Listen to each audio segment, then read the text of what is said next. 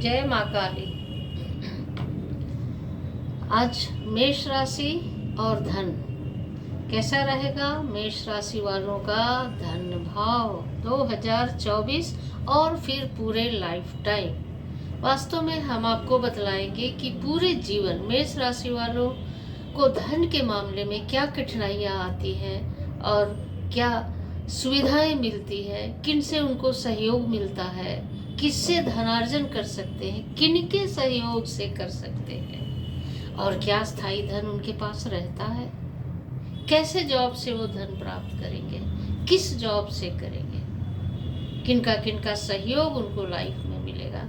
मैं सोचती हूँ कि मैं अभी फिलहाल मेष राशि वालों के लिए एक सीरीज चलाऊं जिनमें मेष राशि वालों का व्यक्तित्व मैंने बतलाया है, फिर धन बतलाऊंगी, फिर उनकी पारिवारिक स्थिति के संबंध में एक अलग से वीडियो बनाऊंगी, फिर उनके स्वास्थ्य को लेकर एक अलग से वीडियो बनाऊंगी, और जब सारी पहलू पूरे हो जाएंगे मेष राशि के, तब वृष राशि पर चलूंगी और फिर वृष राशि के सारे पहलुओं पर मैं आपसे अपना विचार रखूंगी, आपसे विचार लूंगी और जो मैं परामर्श देना चाहती हूँ वह भी दूंगी।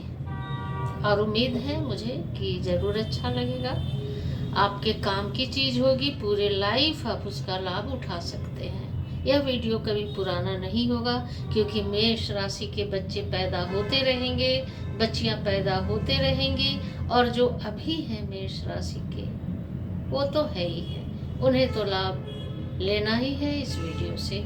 तो आइए जानते हैं आज कि मेष राशि वालों का धन कैसा रहेगा, कैसे वो धनार्जन करेंगे। धन की आवश्यकता किसी नहीं होती है, और कौन नहीं चाहता कि मैं धनवान रहूं, गरीब ना रहूं। गरीब रहना तो कोई नहीं चाहता, धनवान होना तो हर एक व्यक्ति की इच्छा होती है।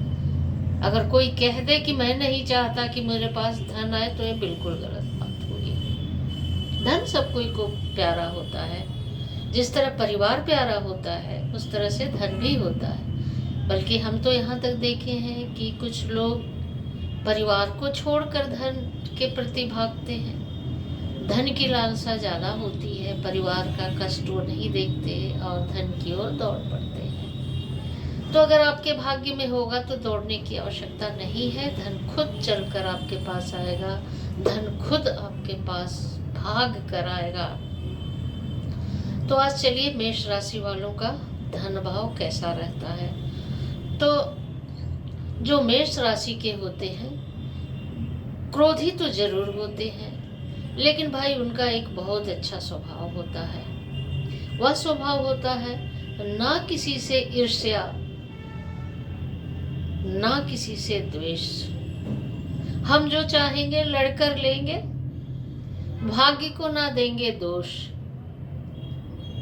वो भाग्यवादी नहीं होते हैं, वो जीवन में संघर्ष करते हैं और संघर्ष से धनार्जन करते हैं। वो जितना चाहे आगे बढ़ सकते हैं, ना उनका दिमाग थकता है ना उनका शरीर थकता है। और आप बताइए, जो थकेगा नहीं, जो निरंतर लगा रहेगा, क्या धन की कमी होगी उसे? ठीक है, उनके भाग्य में अगर धन नहीं होगा तो इतना तो उनके परिश्रम से जरूर आ जाएगा कि उनका काम नहीं रुकेगा, कहीं ना कहीं से धन जरूर आ जाएगा। तो अब ज़्यादा मैं भूमिका नहीं दूंगी, आगे बढ़ती हूँ कि मेष राशि वाले जो हैं उनका धन कैसा रहता है। जो मेष राशि वाले हैं जीवन में उतार चढ़ाव आते रहते हैं, क्योंकि जब मेष राशि वालों का जब लग्न मेष ही होता है तब, और जब बृहस्पति तो साल में एक बार अपना घर चेंज करते हैं, तो जब 10वें भाव में आते हैं बृहस्पति, तब आपको जॉब की समस्या हो जाती है, लगी लगाई जॉब छूट सकती है। इस समय आपको क्या करना होगा? उपाय करना होगा बृहस्पति का और मेष का। बृहस्पति को शांत करना होगा और मेष को यानी कि मंगल को मजबूत करना होगा, और मंगल के साथ साथ आपको शनि को भी मजबूत करना होगा। अगर मेष राशि वाले मंगल को और शनि को यानी मार्स को और सैटर्न को अगर मजबूत कर लेते हैं तो कोई कारण नहीं कि उनका जॉब छूटे, या जॉब बदलना चाहते हैं कोई अच्छा जॉब तो ना बदल पाए। जॉब छूटेगा नहीं, हो यह जाएगा कि उस समय उनका जॉब परिवर्तन हो जाएगा और पहले से अच्छी स्थिति में आ जाएंगे। तो मेष राशि वालों को क्या करना है? मार्स को मजबूत करना है, मार्स मंगल को मजबूत करना है। अब मंगल को मजबूत करने के लिए क्या करेंगे?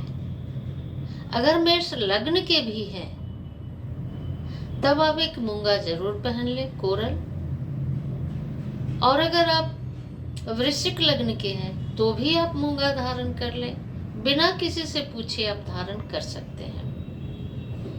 किसी से कुछ भी सलाह लेने की आवश्यकता नहीं है, आप मूंगा धारण कर लें। उम्र के हिसाब से देख लें, अगर आप 45 से नीचे के हैं, 45 आपकी उम्र है, उससे नीचे के उम्र के हैं, यानी कि 25 साल से 45 साल उम्र के आप हैं, तो 8 रत्ती का मूंगा आप धारण कर लें, सिल्वर में बनाकर।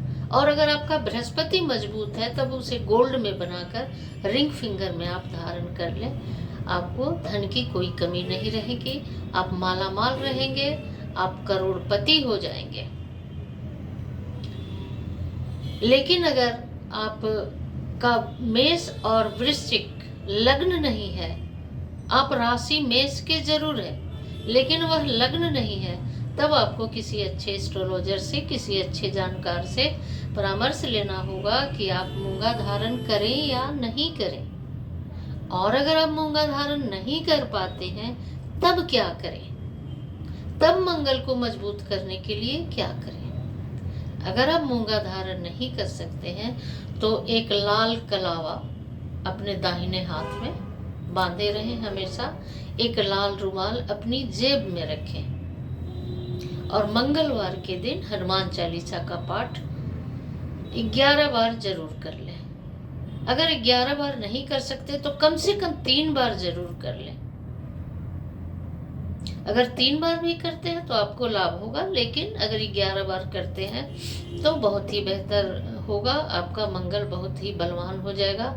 इसके बाद आप चाहे जिस भी लग्न के हो, राशि आपका मेष रहेगा, तब आप माला माल हो जाएंगे।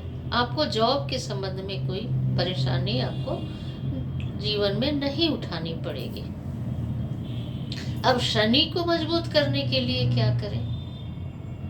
अगर आपका मेष लग्न है और देख लें आपकी कुंडली के चक्र में अगर शनि मेष राशि में नहीं बैठे हुए हैं, यानी कि एक अंक पे, एरीज पे शनि नहीं बैठे हुए हैं, तब आप शनि का कोई भी रत्न धारण कर सकते हैं। लाजवर्त कर सकते हैं,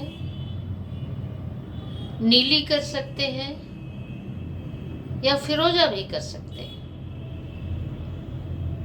लेकिन अगर आप नीलम धारण करते हैं तब आपको जांच कर लेना जरूरी होगा।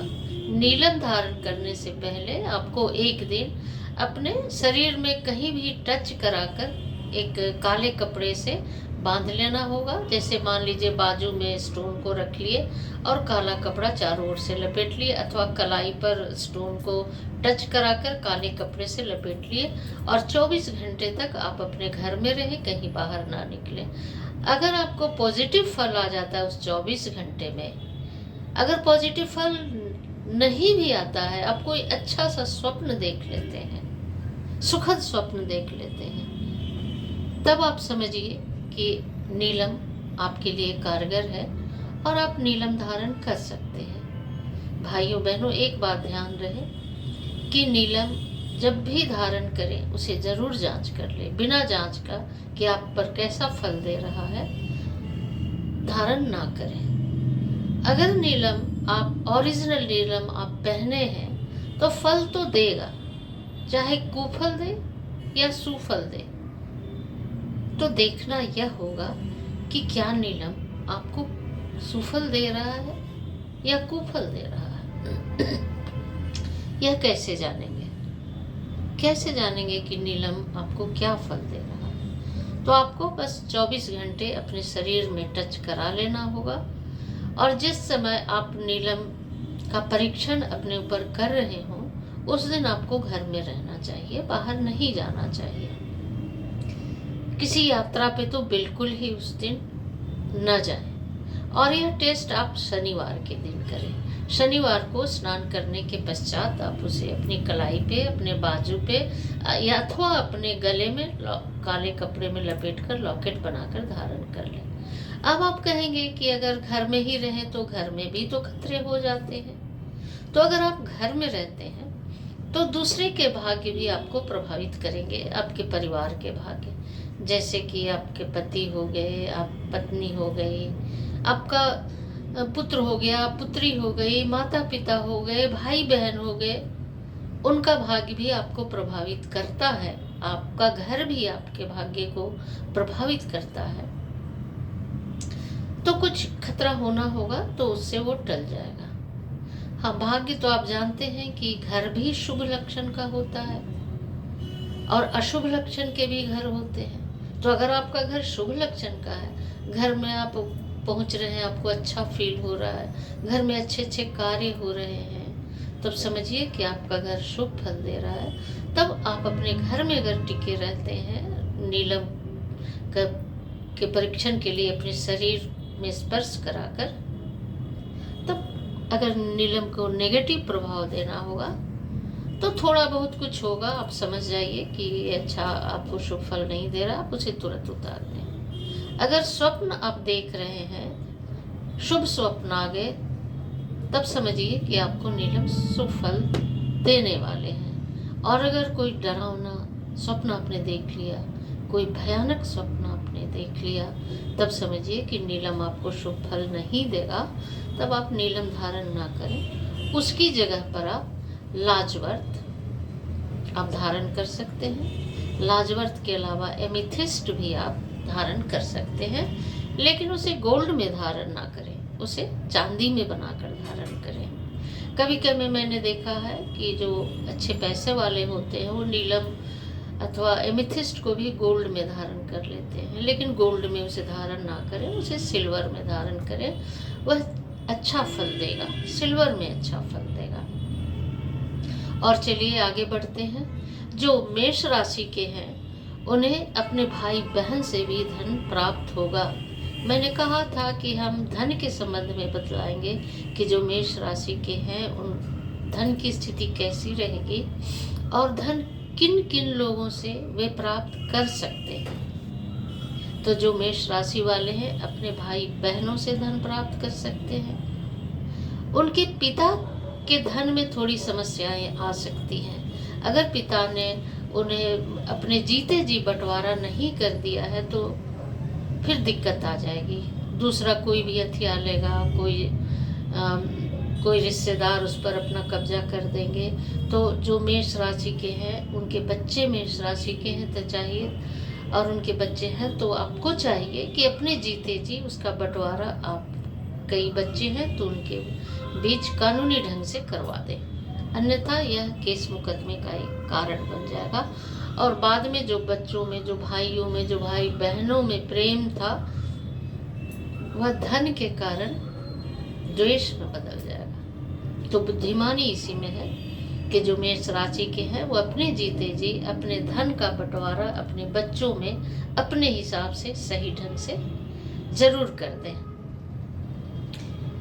क्योंकि मेष राशि वाले बहुत ही क्रोधी भी होते हैं, छोटी छोटी बातों पे गुस्सा कर जाते हैं। तो जो बातें आमतौर पर बातचीत के द्वारा हल हो सकती थी, क्रोध में आकर उसे बिगाड़ सकते हैं।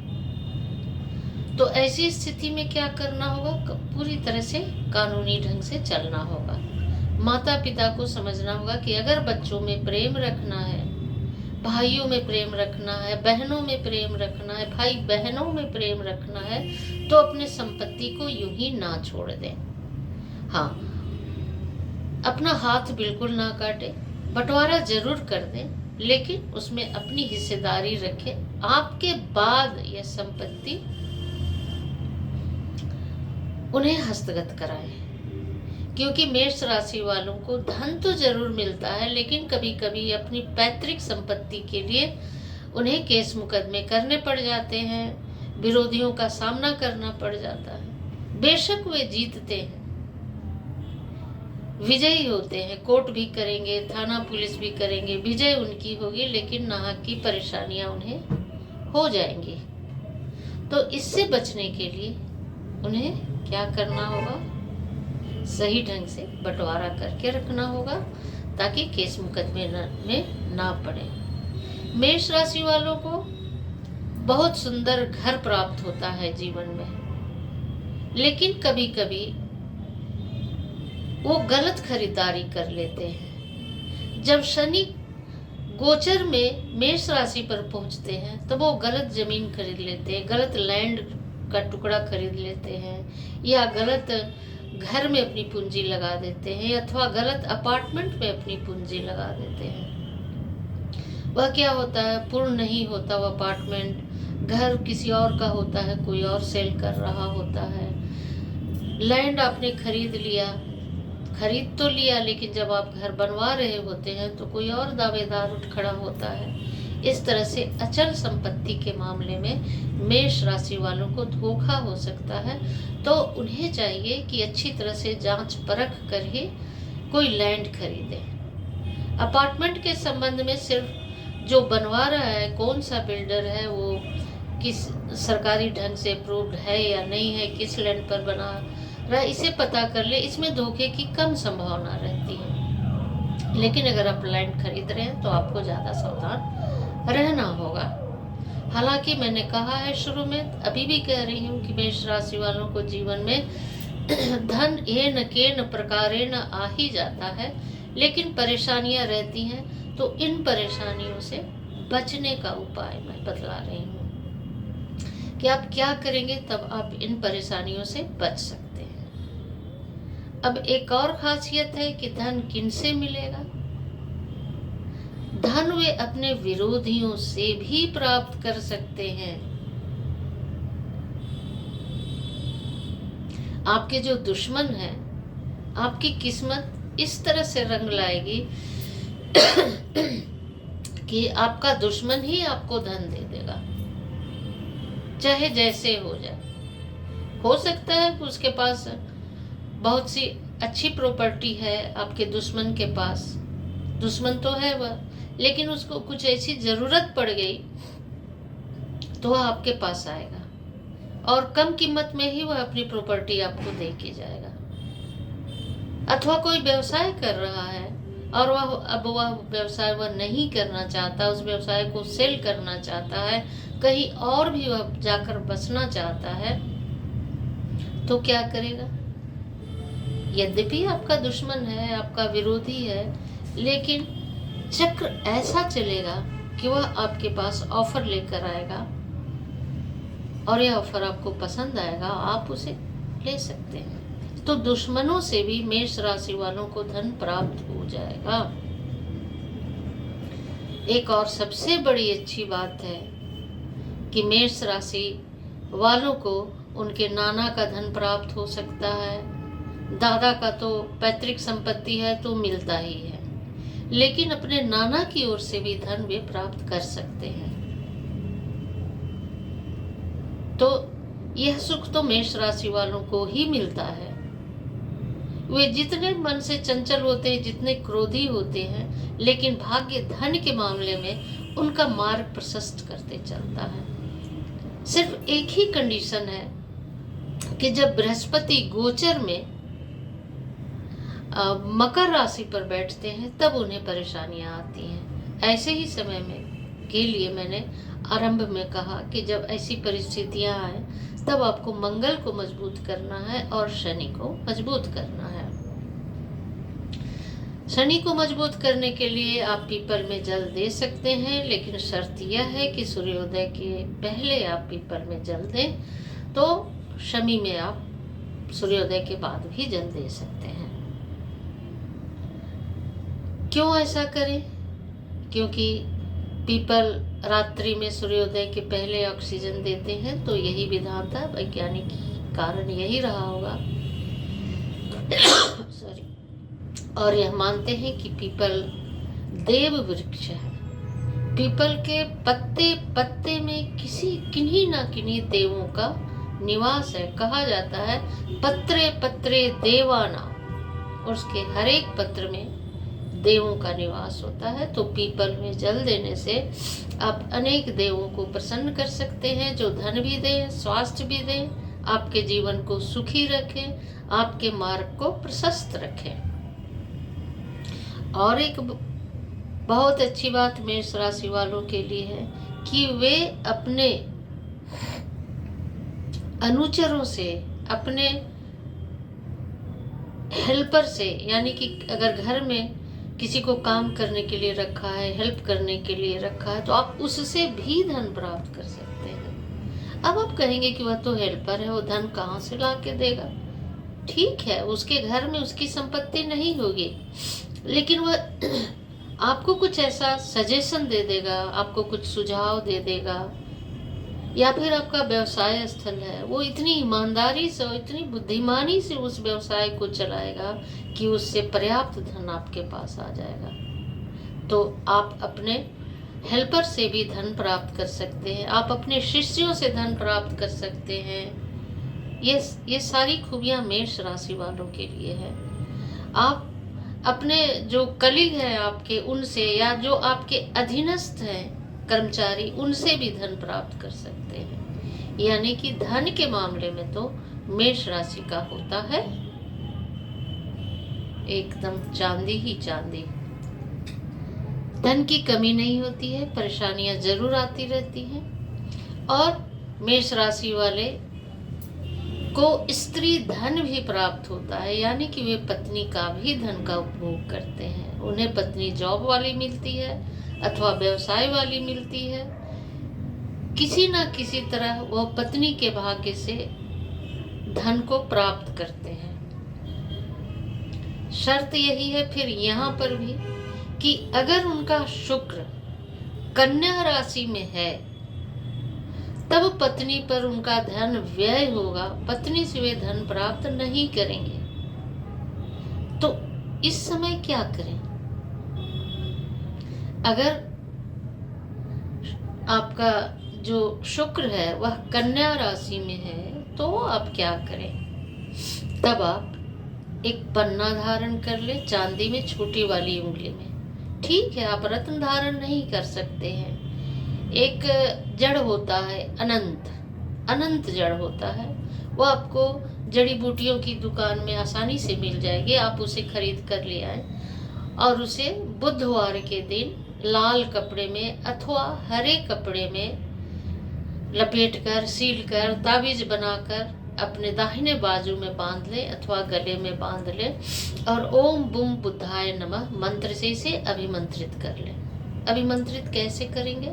आप स्नान कर लें, शुद्ध हो लें, उसके बाद पूजा पर बैठ जाएं। गणपति की मूर्ति आपके सामने हो, अनंत मूल को आप गणपति के पास रख दें, थोड़ा दुर्वा दल ले आए और हल्दी ले आए। गणपति आम पूजा के बाद गणपति के सामने आप गणपति जी को और आप अपने अनंत मूल को हल्दी और दुर्वा दल चढ़ाएं। ओम गंग गणपते नमः 108 बार मंत्र कर लें। इसके साथ ही आप ओम बुम बुद्धाय नमः 108 बार मंत्र कर लें। इससे आपका वह जो मूल है, वह जो जड़ है, वह अभिमंत्रित हो जाता है। उसे आप हरे कपड़े में अथवा लाल कपड़े में भी, दोनों में से कोई किसी भी रंग के कपड़े में लपेटकर सील ले, बांध ले और उसे आप अपने दाहिने बाजू में बांध ले अथवा गले में उसे कर ले। इससे क्या होगा कि आपका शुक्र अगर कन्या राशि में है तो बुध बलवान हो जाएंगे और शुक्र थोड़ा कमजोर हो जाएगा। इस तरह से आप पत्नी के ऊपर ज्यादा धन व्यय नहीं होगा। भाइयों बहनों, यह मेरा मतलब नहीं कि आप पत्नी को साज श्रृंगार का सामान लेके देते हैं, अच्छे भोजन देते हैं, अच्छे वस्त्र देते हैं, इस पे धन व्यय होता है। मैं इसकी चर्चा नहीं कर रही हूँ। पत्नी पर धन व्यय मतलब अक्सर वह अस्वस्थ रहती है, अपना आवश्यक व्यय हो रहा होता है, अथवा आपकी पत्नी आपके ऊपर कोई केस कर दी होती है, डाइवोर्स केस कर दी होती है, प्रताड़ना का आरोप लगा रही होती है, दहेज प्रताड़ना का आरोप लगा रही होती है और तब आप उसे धन देकर उससे पीछा छुड़ाते हैं, उस केस से मुक्ति पाते हैं। ऐसे धन व्यय हो सकते हैं, तो आपको ऐसी स्थिति में बुद्ध को मजबूत करना आवश्यक होगा। गणपति की आराधना करनी जरूरी होगी और अनंत मूल धारण करें। अगर आप पन्ना धारण नहीं कर सकते, अगर इमरल्ड धारण नहीं कर सकते, अफोर्ड नहीं कर सकते, आप मरगज पहन सकते हैं। लेकिन अगर आप स्टोन को छोड़ ही दीजिए, आपको विश्वास नहीं है, कोई बात नहीं। अनंत मूल 2 रुपये में उम्मीद है कि मिल जाएगा। एक जड़ी बूटी की दुकान से उसे लाइए, उसे अभिमंत्रित कीजिए और धारण करिए। अब अगर कुल मिलाकर कहा जाए तो मेष राशि वालों का कभी कभी परिस्थिति जन्य, जब गोचर में ग्रह ऐसी कुछ जगह पहुंच जाते हैं, वो तो चलते ही रहते हैं, ग्रह तो घूमते रहते हैं अपने चक्र पे। घूमते हुए अगर आपके गलत जगह पे अब निम्न वाले राशि में पहुंच गए, तब आपको परेशानी होती है। अन्यथा धन आपको कहीं ना कहीं से आ जाता है। आप व्यवसाय के लिए सोच रहे हैं, आपके हाथ में एक पैसा भी नहीं है, लेकिन कहीं ना कहीं से आ जाएगा। कोई कर्ज दे देगा, कोई रखने के लिए दे देगा, कुछ ना कुछ तो उपाय हो जाएगा। तो मेष राशि वालों के लिए यह खूबियां हैं धन के मामले में। अगले वीडियो में हम मेष राशि वालों के स्वास्थ्य के विषय में बताएंगे। लेकिन अगर आप कुछ और जानना चाहते हैं तो आप हमें कमेंट बॉक्स में करके ज़रूर बताएं, हम उस पर वीडियो बनाएंगे ताकि वह आपकी जानकारी के लिए समुचित हो सके, आप उससे लाभ उठा सकें। और सभी को एक बार ज़रूर बोल दीजिए जय माता की, जय माँ काली। एक बार कमेंट बॉक्स में लिखिए, इससे आपका ज़रूर भला होगा। और अगर मेरी आज की जानकारी अच्छी लगी है तो लाइक करेंगे, शेयर करेंगे, ताकि दूसरे लोग भी इससे लाभान्वित हो सके। जो पहली बार हैं चैनल में, वे सब्सक्राइब करके बेल आइकन को दबा दें ताकि मैं जो बोलूँ वो आपके पास पहली बार में पहुँच जाए। धन्यवाद। जय माँ काली। प्रेम से बोलिए जय माँ काली।